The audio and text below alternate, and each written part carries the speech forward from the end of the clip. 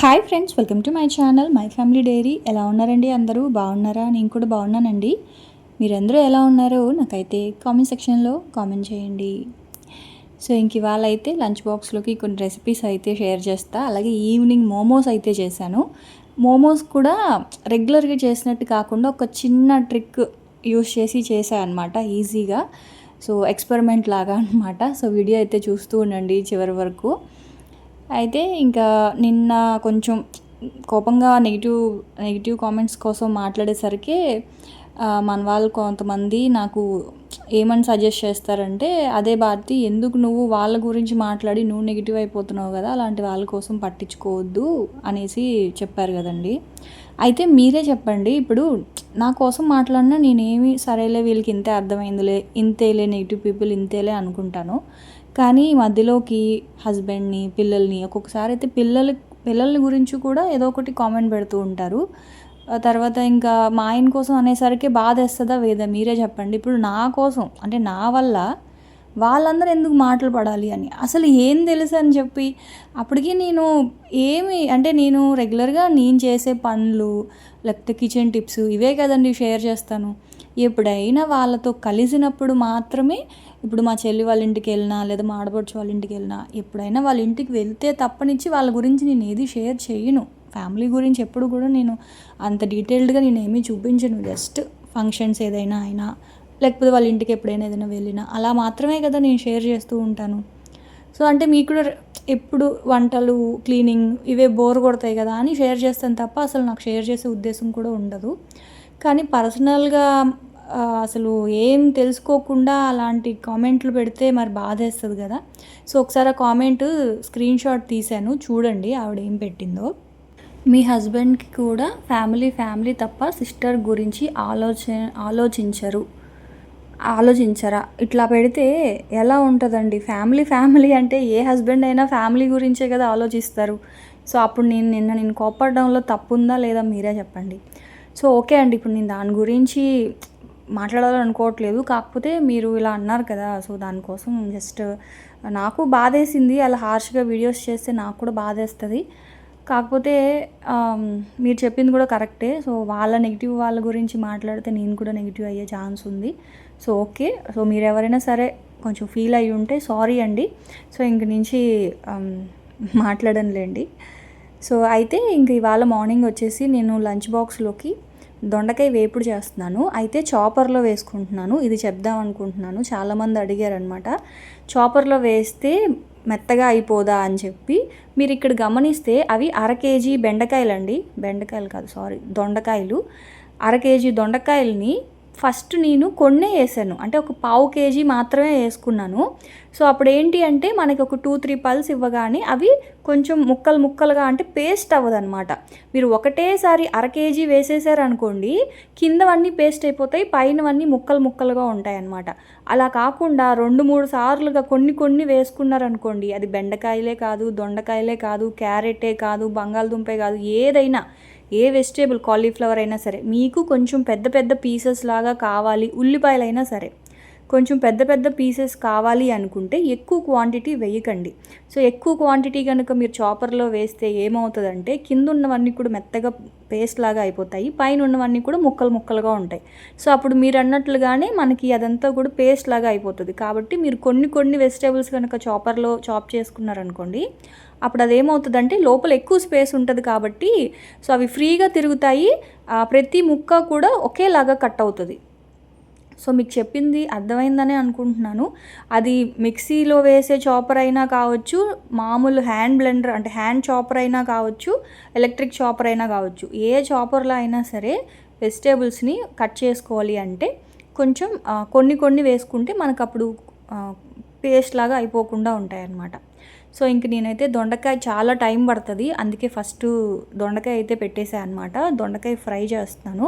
So అదైతే first stove మీద కొంచెం పోపు పెట్టేసుకొని పోపు వేగాక ఉల్లిపాయ వేసేసాను. ఉల్లిపాయ కూడా వేగిన తర్వాత ఇంకా చాపర్లో బెండకాయలు వేసేసి ఉప్పు పసుపు వేసి మూత పెట్టేసాను అనమాట. ఇంకా అది మగ్గే లోపల కొంచెం టీ అయితే తాగేసి వచ్చాను. అయితే బెల్లం పొడి వేస్తుంటే టీ విరిగిపోతుంది భారతి అని చెప్పేసి అడుగుతున్నారు కదా. నిజమేనండి, బెల్లం వేస్తుంటే విరుగుతుంది. ఒక్కొక్క బెల్లం విరగట్లేదు కానీ ఒక్కొక్క బెల్లం అయితే విరిగిపోతుంది. అందుకే నేను ఏం చేస్తున్నానంటే టీలో బెల్లం వేయకుండా కప్పులో కొంచెం బెల్లం వేసుకొని టీ వడకట్టిన తర్వాత స్పూన్తో కలుపుకొని తాగుతున్నాను అనమాట. సో మరి ఎందుకు ఒక్కొక్క బెల్లం అవ్వట్లేదు, ఒక్కొక్క బెల్లం అవుతుంది. మళ్ళీ ఒకటే బ్రాండ్ ఒకటే కంపెనీ ఉన్నవి తీసుకున్నా సరే అలాగే అవుతుంది. సో అది మాత్రం చూసుకోండి. అంటే నన్ను చూసి మీరు కూడా టీలో వేసేయకండి. విరిగితే మాత్రం టీలో వేయకండి, కప్లో వేసుకోండి. అయితే ఇంక ఇక్కడైతే రసం పెడుతున్నానండి. ఇన్స్టెంట్ రసం లేదు, సో అదైతే చేసుకోవాలి. సో ఇంక ఇక్కడైతే మామూలు టమాటా చారు అంటాం మేము. సో చారు పెట్టుకుంటున్నాను. సో దానికోసం చారు మసాలా అయితే దంచుకుంటున్నాను. ఒక 10 వెల్లుల్లి రెబ్బలు, ఒక 1/2 స్పూన్ మిరియాలు, ఒక 1/2 స్పూన్ ధనియాలు, ఒక 1/2 స్పూన్ జీలకర్ర, అలాగే కరివేపాకు నా దగ్గర ఉన్నాయి కాబట్టి మిరియాల పొడి, ధనియాల పొడి, జీలకర్ర పొడి వేసుకున్నాను. యాక్చువల్గా ఆ పొడిలు వేయాల్సిన అవసరం లేదు. డైరెక్ట్గా కొన్ని మిరియాలు, జీలకర్ర, ధనియాలు బాగా దంచుకొని అవి కొంచెం నలిగిన తర్వాత అప్పుడు వెల్లుల్లిపాయి, కరివేపాకు వేసి చారు మసాలా చేసుకున్నారనుకోండి, చారులో వేసుకుంటే ఎంత బాగుంటాయంటే చాలా కమ్మగా మంచి స్మెల్ వస్తుంది మెయిన్గాన. కాకపోతే నేనేంటి అంటే ఇంకా అన్ని పొడి చేసి పెట్టుకుంటాను కదా, మిరియాల పొడి, ధనియాల పొడి ఇవన్నీ. సో దానివల్ల ఇంకా ఆ పొడిలో అయితే వేసుకున్నాను. మీరు ఒకవేళ చారు మసాలా చేసి ఇది మీరు చేసి ఏదైనా ఒక 8 బాక్స్లో వేసి ఫ్రిడ్జ్లో స్టోర్ చేసుకోండి. మనకేం పాడవదు, బాగానే ఉంటుంది అనమాట. అప్పుడప్పుడే దంచుకున్నా ఓకే. సో టైం లేదు అనుకున్న వాళ్ళు దంచుకొని ఏదైనా ఒక బాక్స్లో వేసి ఫ్రిడ్జ్లో పెట్టుకోండి. ఎప్పుడు కావాలో అప్పుడు కొంచెం తీసి వాడుకోవచ్చు. రసం చాలా బాగుంటుందండి. అయితే ఇంకా రసం పెట్టుకుంటున్నాను.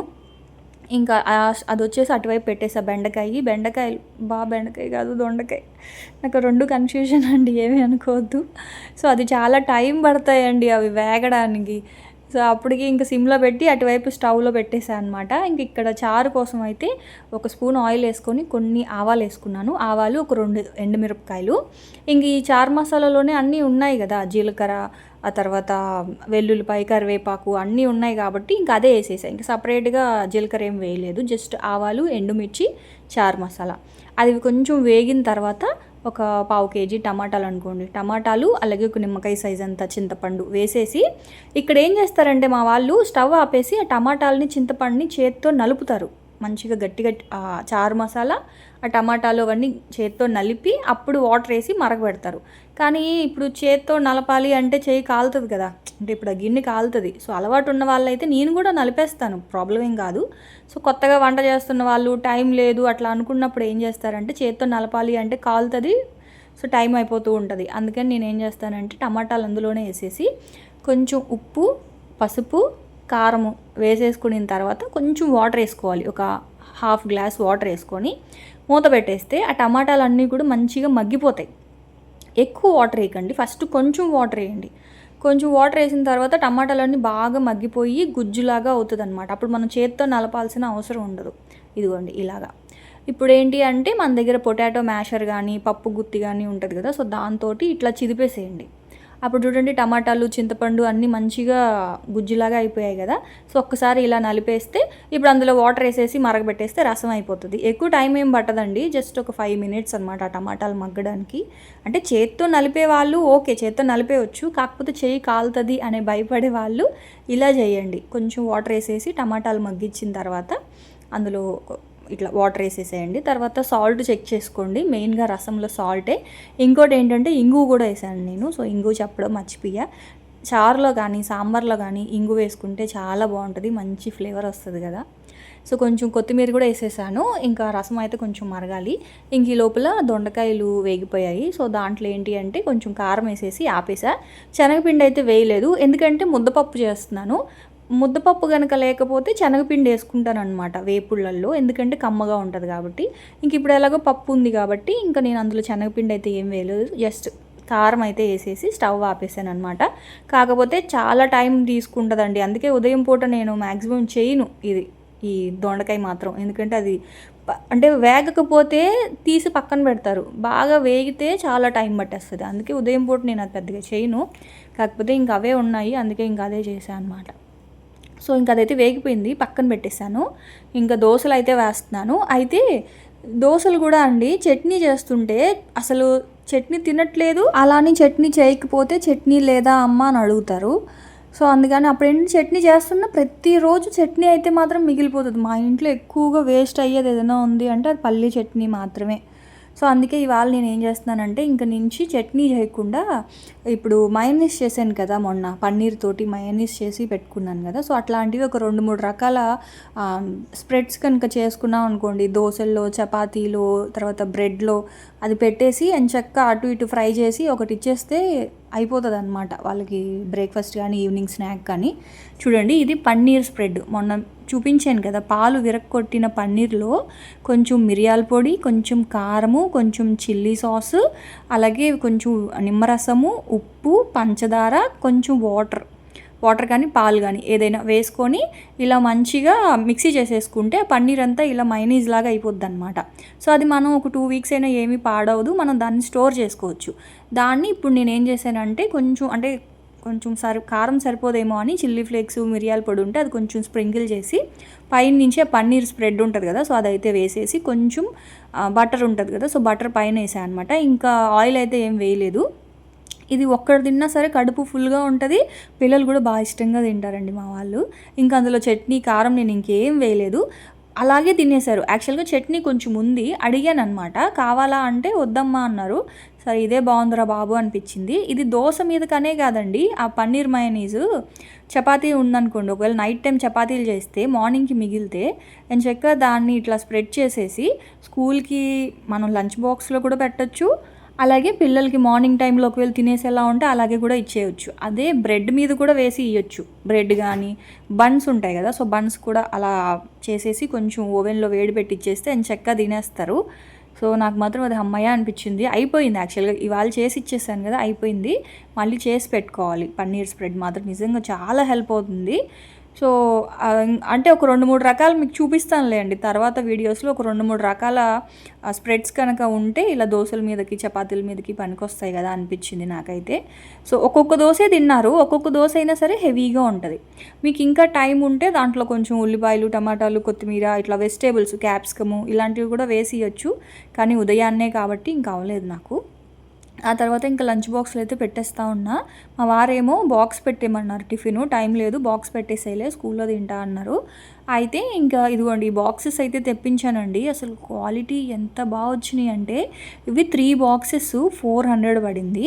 ఫ్రిడ్జ్ ఆర్గనైజింగ్ బాక్సెస్ అనమాట. మనము ఫ్రిడ్జ్లో వెజిటేబుల్స్ని, తర్వాత ఫ్రూట్స్ పెట్టుకోవడానికి ప్లాస్టిక్వి ఉంటాయి. ఫుడ్ పెట్టుకోవడానికి అంటే ఇప్పుడు మనం నాన్ వెజ్ ఇలాంటివి ఏదైనా స్టోర్ చేసుకోవాలి అంటే ప్లాస్టిక్ ఎందుకు భారతీయ అంటారు కదా, సో ప్లాస్టిక్ వాడకూడదు అనుకున్నప్పుడు ఇలాంటివి స్టీల్వి బాగుంటాయి. సో ఇది ఆల్రెడీ నా దగ్గర ఎప్పటి నుంచో ఉన్నాయి కదా ఈ స్టీల్వి పెద్దవి. ఇదైనా కొంచెం ఇట్లా లైట్ వెయిట్ ఉంటుంది. ఇప్పుడు నేను కొన్నవి చిన్న బాక్సెస్ ఉన్నాయి చూసారా, ఇదేంటి అంటే ఇవి కూడా లైట్ వెయిటే కానీ మంచి స్టీల్ అనమాట. అంటే గట్టిగా ఉంది, స్టీల్ అనేది గట్టిగా ఉంది. మనం అది ఓవెన్లో పెట్టుకోవచ్చు. అంటే ఇప్పుడు మనం ఫ్రిడ్జ్లో పెట్టుకొని ఇప్పుడు తందూరి ఐటమ్స్ కానీ లేదా బిర్యానీ ఐటమ్స్ ఇట్లాంటివి ఫ్రిడ్జ్లో పెట్టుకుంటాం. మళ్ళీ వాటిని వేడి చేయాలి అంటే వేరే గిన్నెలో పెట్టకుండా డైరెక్ట్గా ఆ బాక్స్ కనుక మనం ఓవెన్లో పెట్టేస్తే వేడైపోతుంది అనమాట. సో బాక్సెస్ అయితే మాత్రం చాలా బాగున్నాయి. ఇంక ఇట్లా టిఫిన్ బాక్సెస్లో కూడా వాడుకోవచ్చు, ఎందుకంటే అది స్టీలే కదా. సో మనకేం లీక్ కూడా అవ్వట్లేదు. అంటే ఇలాంటివి ఇడ్లీ, దోశ, చపాతీ ఇలాంటివి పెట్టుకోవాలి అన్నప్పుడు బాగుంది.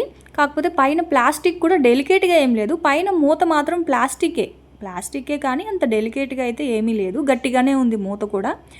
నాకు మేలే అనిపించిందండి. 400కి 3 బాక్సెస్ వచ్చాయి. పెద్ద బాక్సెస్ చూపించాను కదా మీకు, 2500 ml బాక్సెస్, ఇది 1000 ml బాక్సు. పెద్ద బాక్సెస్ వచ్చేసి 2500 ml బాక్స్ అవి, అది కూడా సేమ్ ప్రైజే. చిన్నది పెద్దది రెండు సేమ్ ప్రైజే, 400 కానీ 400 పడ్డాయి అన్నమాట. ఇవి 400, అవి 400 పడ్డాయి అప్పుడు. కానీ చిన్నవి క్వాలిటీ చాలా బాగున్నాయి, పెద్దవి కూడా బాగున్నాయి. కానీ పెద్ద వాటిలతో కంపేర్ చేస్తే చిన్న బాక్సెస్ అంటే ఇప్పుడు తీసుకున్న బాక్సెస్ క్వాలిటీ చాలా బాగా వచ్చిందనమాట. సో అందుకని ఇంక మా ఆయనకి దాంట్లోనే పెట్టేశాను. యాక్చువల్గా ఫ్రిడ్జ్లో పెట్టుకోవడానికే తీసుకున్నాను అవి, బాగుంది కదా అని చెప్పేసి ఇంక టిఫిన్ అందులోనే పెట్టేశాను అనమాట. సో ఇంకా మా వాళ్ళకైతే బాక్సులు ఇచ్చేసి పంపించేసి ఇంక ఇంట్లో పని అయ్యింది. ఇంట్లో పని అయ్యి ఇంకా అలా కూర్చున్నాను, వీడియో ఎడిట్ చేస్తూ కూర్చున్నాను. ఇంకా ఈ లోపల అదే చెప్పాయి కదా ఇవన్నీ పోయాయండి అని చెప్పాను కదా, స్విచ్ బోర్డ్స్లో మెయిన్గా స్విచ్ బోర్డ్స్లో వైరింగ్ చాలా దగ్గరలో పోయిందండి. సో ఆ వైరింగ్ పోవడం వల్ల ఏంటి అంటే లైట్స్ కూడా చాలా ఆన్ అవ్వట్లేదు. సో అవన్నీ చెప్తూ ఉన్నాను అనమాట. సో ఓనర్ అంకులు ఎలక్ట్రీషియన్ని తీసుకొస్తే అవన్నీ చెప్పి చేయిస్తూ ఉన్నాను. అదే వాళ్ళు చేయిస్తున్నారు, నేను చూస్తున్నాను. సో ఇదిగోండి ఇంకా మొత్తం అక్కడ ప్లగ్ పాయింట్ కూడా పోయిందనమాట. వాళ్ళైతే వెళ్ళిపోయారండి, అయిపోయింది, చేసేసారు.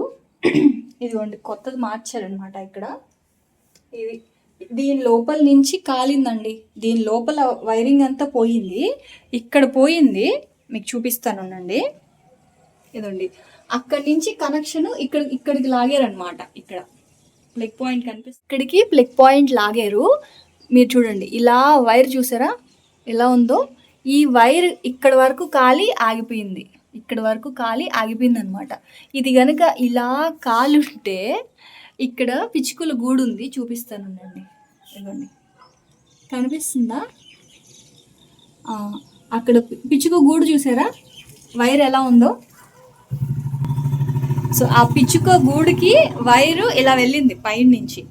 ఒకవేళ అది కనుక ఆ మంట ఇలా కాలి కనుక ఉంటే, ఇక్కడేమో ఈ బాక్స్ ఉంది, దీని వెనకాలేమో ఆ పిచ్చుక గూడు ఉంది. ఆ పిచ్చుక గూడు గనక మంట అంటుకోండి ఉంటే దీనికి ఆ మంట కాస్త దీనికి అంటుకొని అసలు ఏదైనా అయి ఉండేది ఆ టైంలో. చూడండి ఈ ప్లగ్ పాయింట్ ఎలా మాడిపోయిందో. సో ఇంత పెద్ద ప్లాస్టిక్ ఆ ప్లగ్ పాయింటే మాడిపోయింది, కానీ అక్కడితో ఆగిపోయింది. నేనేం చెప్తున్నానంటే, సో అక్కడితో ఆగిపోయింది. అక్కడి నుంచి కనుక అలాగా పాస్ అయ్యి ఉంటే ఏమయ్యేది, టైం బాగుందని చెప్పాలి నిజానికి. సో అట్లా అవుతూ ఉన్నాయి అన్నమాట ఇంట్లో ప్రస్తుతానికి అంతా. నెగిటివ్ ఇది ఎక్కువ అయిపోతూ ఉంది.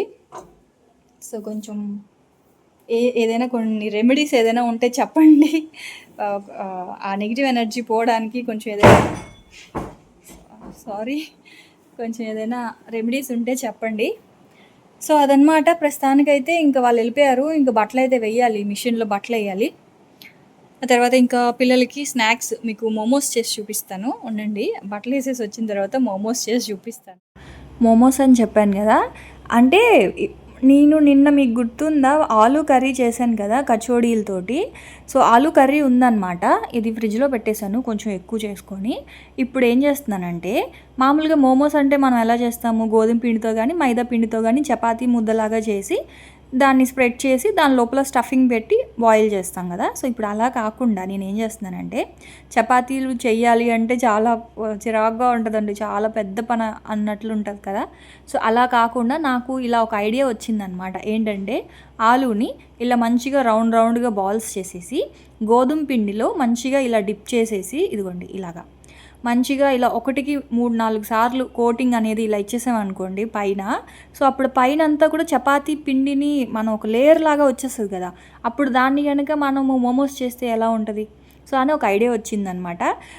అయితే ఓకే, మనకి పైన లేయర్ లాగా వచ్చింది, కాకపోతే అంత దళసరిగా లేదు. చూడండి మనం చపాతీతో చేస్తే ఎలా వస్తుంది, పైన లేయర్ కొంచెం లావుగా ఉంటుంది కదా. సో అలా లేదు. ఒకవేళ మనకు అలా కావాలి అంటే నాకేమనిపించింది అంటే, ఇక్కడ నేను వాటర్లో డిప్ చేశాను కదా. సో వాటర్లో డిప్ చేయకుండా సేమ్ అదే గోధుమ పిండిలో కొంచెం వాటరు కొంచెం సాల్ట్ కలిపేసి బజ్జీ పిండిలాగా చేస్తాం కదా. సో బజ్జీ పిండిలాగా చేసి ఆ ఆలు ముద్దని గోధుమ పిండి ఏమంటారు, ఆ గోధుమ పిండి డిప్పింగ్ ఉంటుంది కదా, సో దాంట్లో ఇలా డిప్ చేసి మళ్ళీ పొడి పిండిలో గనక మనం అద్దామనుకోండి అప్పుడు ఎక్కువ పిండి కోట్ అవుతుంది కదా అనిపించింది. సో ఇప్పుడైతే మాత్రం అంటే ఏదైనా చేస్తేనే కదా మనకు ఒక ఐడియా వచ్చేది. సో ఇప్పుడైతే మాత్రం నేను ఒక 3 కోటింగ్స్ ఇచ్చానండి, ఒక్కొక్క దానికి 3 కోటింగ్స్ ఇచ్చాను. ఇంకా మనకి దళసరిగా కావాలి, పిండి ఎక్కువ అంటుకోవాలి అంటే మాత్రం వాటర్లో కాకుండా కొంచెం అంటే కొంచెం గోధుమ పిండిలోనే కొంచెం వాటర్ మిక్స్ చేసేసి దాంట్లో డిప్ చేసి కనుక పొడి పిండిలో అద్దితే ఇంకా పైన కోటింగ్ అనేది ఎక్కువ అంటుకుంటుంది కదా. సో అప్పుడు మనకి లేయర్ అనేది ఎక్కువ ఫామ్ అవుతుంది. సో అప్పుడు ఇంకా మనకి మోమోస్ తిన్న ఫీలింగ్ వస్తుంది. చూడండి పైన మీకు అర్థమైంది కదా నేను చెప్పింది, పైన అంతా కూడా ఇట్లా ఒక లేయర్ లాగా వచ్చేసింది సో బాగుంది ఇలా కూడా. అంటే ఒక చిన్న ఐడియా అలా వచ్చింది, చేద్దాము అని చెప్పి చేశాను.